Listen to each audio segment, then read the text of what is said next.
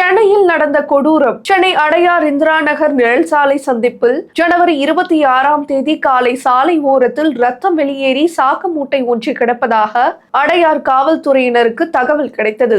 இதனை அடுத்து சம்பவ இடத்திற்கு சென்று பார்த்தபோது 25 வயது மதிக்கத்தக்க வடமாநில இளைஞர் ஒருவரது உடலில் பல்வேறு இடங்களில் வெட்டு காயங்களுடன் சாக்கு மூட்டையில் இருந்த உடலை கைப்பற்றி உடற்கூறு ஆய்வுக்காக அரசு மருத்துவமனைக்கு அனுப்பி வைத்தனர். இந்த சம்பவம் குறித்து அடையார் போலீசார் வழக்கு பதிவு செய்து வடமாநில இளைஞர் ஒருவரை கொலை செய்து இந்த இடத்தில் சாக்கு மூட்டையில் உடலை கொண்டு வந்து வீசி சென்றது யார் என்பது குறித்து விசாரணை மேற்கொண்டனர். தொடர்ந்து மேற்கொண்ட விசாரணையில் 25 வயதான பீகார் மாநிலத்தை சேர்ந்த கௌரவ்குமார் என்பதும் வேளச்சேரி பகுதிக்கு கடந்த சில நாட்களுக்கு முன்னர் வந்ததும் அவரது மனைவி மற்றும் குழந்தையுடன் வந்ததும் தெரிய வந்தது. மேலும் விசாரணையின் போது அந்த சாலையில் பாதுகாப்பிற்காக பொருத்தப்பட்டிருந்த சிசிடிவி கேமரா காட்சிகளையும் கைப்பற்றி 2 இளைஞர்கள் வாகனத்தில் வந்து அந்த சாக்கு மூட்டையை வீசி சென்றது கேமராவில் பதிவாகி இருந்தது. கேமராவில் பதிவான காட்சியை வைத்து சாக்கு மூட்டையை வீசி சென்ற நபர்களை சந்தேகத்தின் பேரில் கைது செய்தனர். கைது செய்யப்பட்டவர்கள் கௌரவ்குமாரின் குடும்பத்தினரை கொலை செய்ததாக ஒப்புக்கொண்டதாக கூறப்படுகிறது.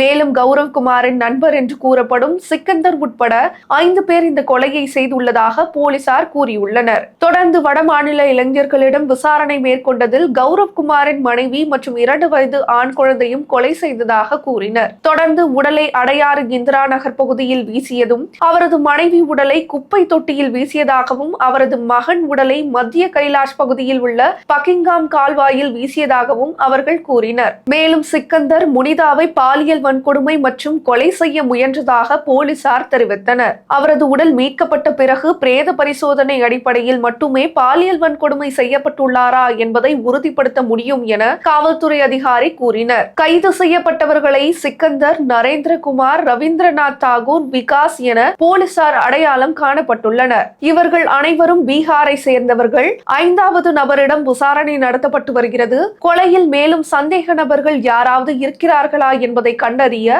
போலீசார் விசாரித்து வருகின்றனர்.